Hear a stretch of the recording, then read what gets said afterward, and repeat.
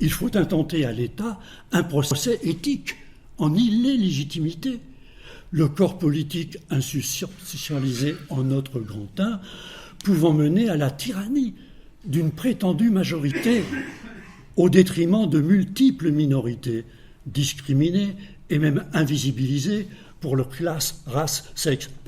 genre, génération ou pour leurs valeurs différentes maintenant selon le communautarisme ou le wokisme actuel, et donc mener progressivement de la servitude la plus volontaire, puisque contractée à un gouvernement autoritaire, voire à la domination totalitaire,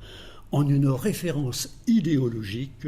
à l'État, parti, peuple un, dit Claude Lefort, dont la Vox Populi prétend constituer la Vox Dei, la fondation imaginaire du corps politique étatique, comme étant indivisible et surtout infaillible, augmente alors le mal qu'il était pourtant censé limiter et même supprimer,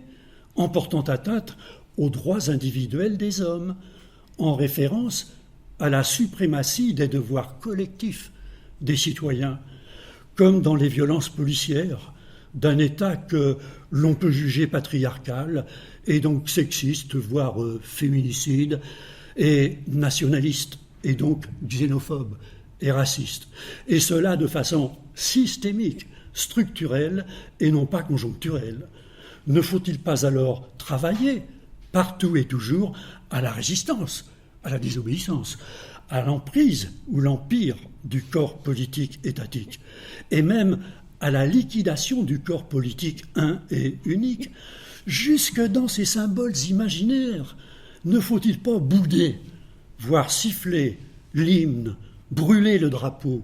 et surtout réviser le récit national, jusqu'à s'exiler soi-même de la patrie-prison quand on pense y avoir un intérêt privé? Ne faut-il pas alors